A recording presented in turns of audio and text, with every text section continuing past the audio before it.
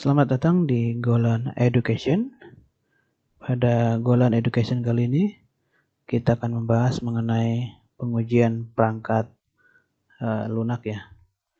Jadi di sini sebelum perangkat lunak kita implementasikan, kita melakukan pengujian terlebih dahulu gitu ya.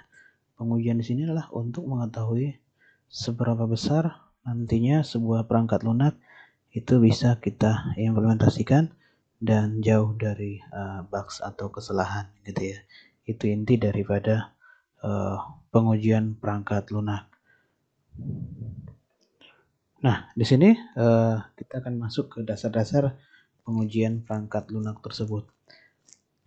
Yang tadi saya jelaskan bahwa proses menjalankan dan mengevaluasi sebuah PL secara manual dimanapun di sini secara otomatis untuk menguji apakah PL itu sudah memenuhi persyaratan ya atau belum, atau menentukan perbedaan antara hasil yang diharapkan dengan hasil yang sebenarnya. Jadi di sini kita nanti bisa melihat seperti apa hasil yang diharapkan dengan hasil yang sebenarnya di dalam perangkat lunak tersebut, apakah sudah sesuai atau tidak gitu ya.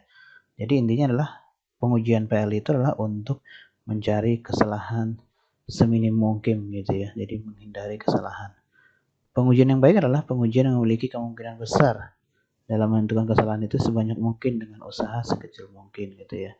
Itu dasar-dasar pengujian daripada perangkat lunak tersebut gitu. Oke, baik. Tujuan pengujian gitu ya. Tujuan daripada pengujian perangkat lunak secara detail kita bahas sini ada 3 poin ya.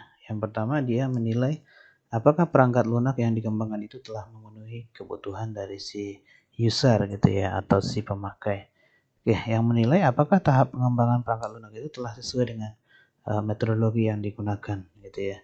Jadi apakah tahap pengembangan perangkat lunak itu telah sesuai dengan metodologi, itu artinya adalah sudah sesuai belum dengan konsep-konsep yang dibuatkan di awal gitu ya. Misal apakah misalnya menggunakan konsep waterfall-nya, dan waterfall-nya itu sudah sesuai atau tidak gitu ya. Oke. Yang ketiga adalah membuat dokumentasi hasil pengujian yang menginformasikan kesesuaian perangkat lunak yang diuji dengan spesifikasi yang telah ditentukan. Di sini dokumentasi hasil pengujian adalah jadi nanti di situ bisa diketahui apakah semua misalnya sudah valid atau belum gitu. Jadi dari kesesuaian atau hasil daripada dokumentasi tersebut itu nanti bisa dilakukan perbaikan dari beberapa kesalahan-kesalahan yang ditemukan di pas pengujiannya gitu ya. Ini adalah tujuan dari pengujian secara detail. Oke, dalam pengujian kita membahas mengenai testability-nya gitu ya. Testability di sini adalah kemampuan PL untuk dapat diuji gitu ya. Jadi perangkat lunak itu dapat diuji artinya seberapa mudah sebuah program komputer itu bisa diuji gitu ya. Jadi kemudahan dalam pengujian. Berarti artinya di sini nanti ada beberapa ciri-ciri daripada testability-nya gitu ya. Kemampuan untuk diujinya. Yang pertama adalah kemampuan untuk bisa dioperasikan. Jadi kita harus melihat apakah sebuah PL itu sudah bisa dioperasikan dengan benar atau tidak gitu ya. Kemampuan untuk bisa diobservasi gitu ya. Artinya kita harus bisa mengobservasi dari sisi perangkat lunak tersebut gitu ya. Artinya kita nanti harus cek apakah ini sudah sesuai atau tidak gitu ya. Nah, kemampuan untuk dapat dikontrol. Jadi perangkat lunak tersebut sudah dapat dikontrol dengan baik gitu ya, dan bisa berjalan dengan baik. Oke, kemampuan untuk dapat disusun gitu ya. Artinya di sini perangkat lunak itu bisa dibuatkan sebuah susunan-susunan tertentu yang nantinya, atau misalnya urutan-urutan tertentu yang nantinya itu perangkat lunak itu sudah bisa dijalankan gitu ya. Artinya dengan rangkaian logika yang di dalamnya itu sudah sesuai gitu ya testability-nya. Selanjutnya adalah kesederhanaan daripada perangkat lunak tersebut, karena sebuah perangkat lunak lebih sederhana itu lebih baik dan gampang digunakan gitu ya. Jadi pengujian itu dari sisi kesederhanaan juga itu adalah karakteristik. Oke, dan juga stabilitas daripada perangkat lunak tersebut gitu ya, apakah stabil atau tidak gitu ya. Nah, kemampuan untuk dapat dipahami gitu ya, artinya sebuah perangkat lunak itu harus bisa eh, logikanya ataupun urutannya ataupun isinya atau kontennya itu mudah dipahami. Karakteristik the stability, jadi ada sampai 1, 2, 3, 4, 5, 6, 7, 8. Inilah menjadi sebuah uh, kriteria atau karakteristik kita melakukan nanti pengujian. Oke, jadi kita uji bisa dioperasikan, bisa diobservasi, bisa dikontrol, disusun, serta mempunyai kesederhanaan dan stabil serta dapat mudah dipahami sebuah perangkat lunak tersebut gitu ya. Oke, dari beberapa karakteristik ini tadi, kita lihat karakteristik pengujiannya adalah bahwa dikatakan pengujian yang baik itu memiliki probabilitas, gitu ya. Oke, tingkat kemungkinan gitu ya, itu harus tinggi untuk menemukan kesalahan. Jadi pengujian di sini adalah dia harus bisa mencari tingkat atau kemungkinan dari atau peluang dari sebuah kesalahan itu. Jadi dia harus bisa menemukan kesalahan yang sebanyak-banyak mungkin supaya apa? Supaya nanti terhindar dari bugs gitu ya atau kesalahan program.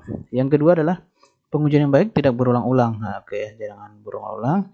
Waktu dan sumber daya pengujian harus terbatas di sini ya. Jadi pengujian yang baik itu adalah tidak berulang-ulang, artinya hanya menemukan beberapa kesalahan dan di dalam kesalahan itu tidak berulang-ulang gitu ya, sehingga nanti ini bisa menjadikan sebuah perangkat lunak itu lebih baik.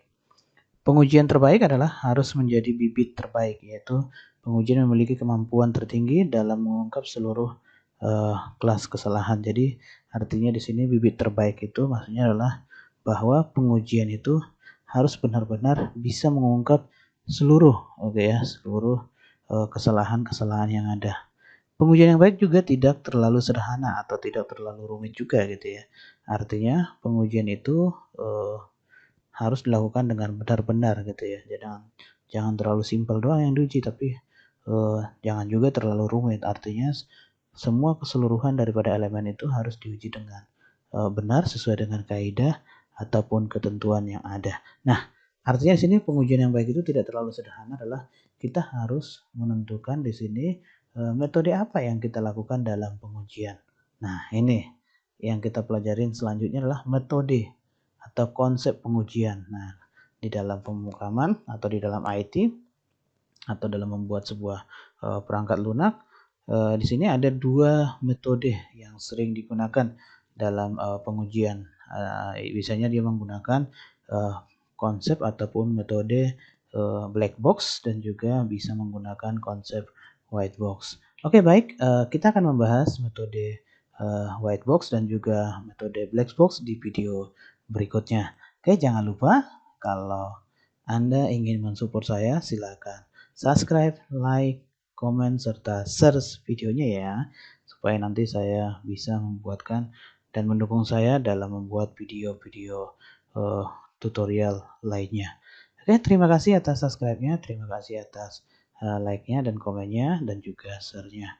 Tetap semangat dan saksikan video berikutnya mengenai metode pengujian yaitu black box dan juga white box.